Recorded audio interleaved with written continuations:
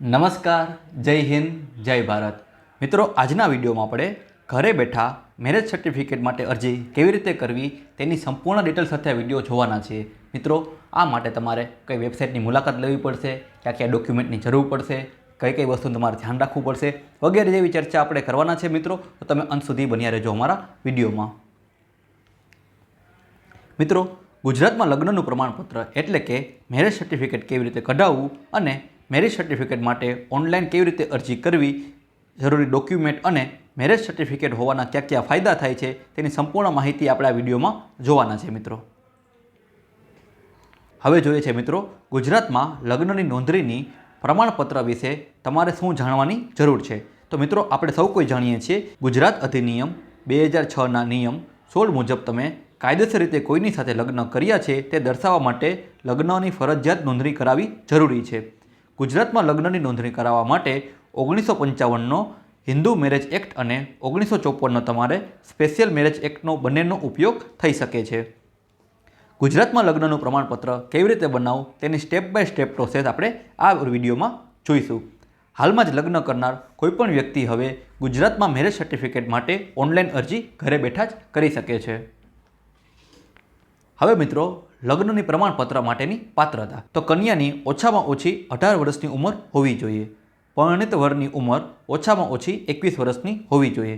પતિ અને પત્ની બંને ભારતીય નાગરિક હોવા જરૂરી છે. મિત્રો, વિદેશી પાર્ટનર માટે તમારે નો ઓબ્જેક્શનનું પ્રમાણપત્ર એટલે કે NOC જરૂરી છે. મિત્રો, ગુજરાત લગ્ન નોંધણીના પ્રમાણપત્ર માટે કયા કયા ડોક્યુમેન્ટ જરૂરી છે તેમાં તમારે ફોર્મ નંબર 5, ફોર્મ નંબર 1, મેમોરેન્ડમની 2 નકલ, બંને મેમોરેન્ડમમાં પોસ્ટની એગ્રીમેન્ટ સ્ટેમ્પ કે જે 200 રૂપિયા વાળી હોય તે તમારે લગાડવાનું રહેશે. તમારે વરનું સ્કૂલનું લિવિંગ સર્ટિફિકેટ અથવા તો જન્મનું પ્રમાણપત્ર તમારે રજૂ કરવાનું રહેશે. વરનું તમારે ફોટો ID પ્રૂફ જેમાં તમારે સરનામું લખેલું હોય તે રજૂ કરવાનું રહેશે, જેમાં તમે ડ્રાઇવિંગ લાઇસન્સ, આધાર કાર્ડ અથવા તો ચૂંટણી કાર્ડ કોઈ પણ પૈકી એક તમે રજૂ કરી શકો છો. ત્યારબાદ તમારે કન્યાનું સ્કૂલનું લિવિંગ સર્ટિફિકેટ અથવા તો જન્મનું પ્રમાણપત્ર તમારે આપવાનું રહેશે. કન્યાનું તમારે ફોટો ID પ્રૂફ કે જેમાં સરનામું દર્શાવેલું હોવું જોઈએ, તેમાં તમે આધાર કાર્ડ, ડ્રાઇવિંગ લાઇસન્સ અથવા તો ચૂંટણી કાર્ડ કોઈ પણ તમે રજૂ કરી શકો છો.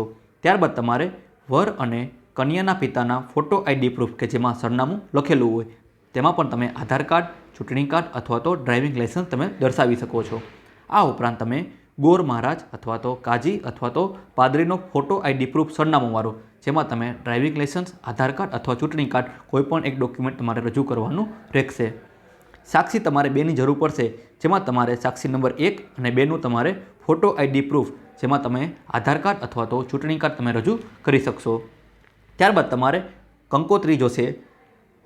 હોલ અથવા તો પાર્ટી પ્લોટ કે જ્યાં તમારા લગ્ન થયા છે તેનું તમારે અંગેનું લખાણ હશે તે તમારે રજૂ કરવાનું રહેશે.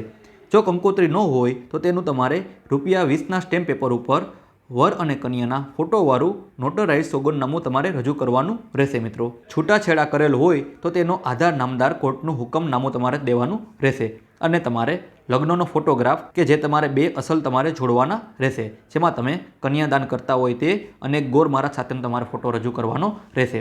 વિશેષ નોંધ એ છે કે NRI લગ્નની નોંધણી વખતે રજિસ્ટર માટે તમારે વર અને કન્યાને આવવું જરૂરી છે. મિત્રો, હવે મિત્રો, ગુજરાતમાં મેરેજ સર્ટિફિકેટ ઓનલાઈન કેવી રીતે અરજી કરવી તેની માહિતી આપણે જોઈએ છે.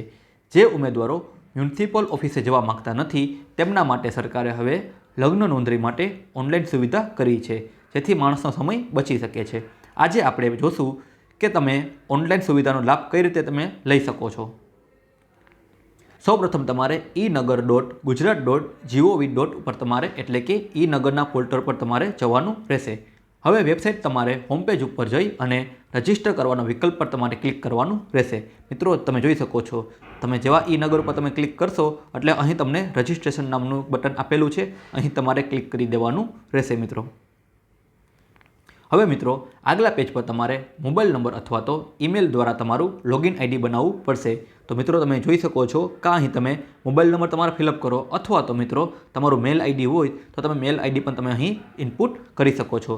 ત્યારબાદ તમે પાસવર્ડ અને અહીં લખેલા કેપ્ચા કોડ નાખી અને તમારે જનરેટ OTP પર તમારે ક્લિક કરી દેવાનું રહેશે. મિત્રો, નોંધણી પછી તમારે મુખ્ય પેજ પર પાછા આવવાનું છે અને અહીં તમારે લોગિન પર ક્લિક કરવાનું રહેશે.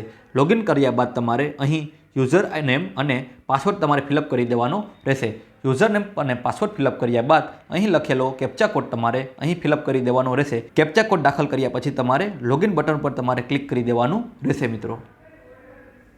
લોગિન કર્યા પછી તમારે રજિસ્ટ્રેશન માટેની અમુક વિગતો હશે જેને તમારે ભરવાની રહેશે અને સબમિટ બટન પર તમારે ક્લિક કરી દેવાનું રહેશે. તો તમે જોઈ શકો છો કે લોગિન કર્યા પછી તમારે પર્સનલ ડિટેલ્સ તમારે અહીં લખવાનું રહેશે, જેમાં તમારે first name, middle name, last name, તમારો ઈમેલ આઈડી અને તમારો મોબાઈલ નંબર વગેરે જેવી માહિતી ફિલઅપ કરી અને તમારે સબમિટ બટન ઉપર તમારે ક્લિક કરી દેવાનું રહેશે મિત્રો. ત્યારબાદ તમારે સ્ક્રીન પર ઘણા વિકલ્પો દેખાશે, જેમાં તમારે મેરેજ રજિસ્ટ્રેશન પર ક્લિક કરવાનું રહેશે. મિત્રો તમે અહીં જોઈ શકો છો કે અહીં તમારે મેરેજ રજિસ્ટ્રેશન ઉપર તમારે ક્લિક કરી દેવાનું રહેશે મિત્રો. તે પછી તમારી સ્ક્રીન પર એપ્લિકેશન ફોર્મ દેખાશે. તમારે એપ્લિકેશન ફોર્મમાં દાખલ કરેલી બધી જ માહિતી ભરવાની રહેશે. તમામ દસ્તાવેજો પણ તમારે અપલોડ કરવાના રહેશે. આ પ્રક્રિયા કમ્પ્લીટ થઈ જાય ત્યારબાદ તમારે સબમિટ બટન પર ક્લિક કરી દેવાનું રહેશે મિત્રો. વ્યક્તિએ પૂર્ણ કરેલ અરજી ફોર્મને અધિકૃત સંબંધિત મ્યુનિસિપલ કોર્પોરેશનની ઓફિસમાં પહોંચાડવું આવશ્યક છે. સંબંધિત ઓફિસમાંથી અરજીની રસીદ મેળવવી ફરજિયાત છે.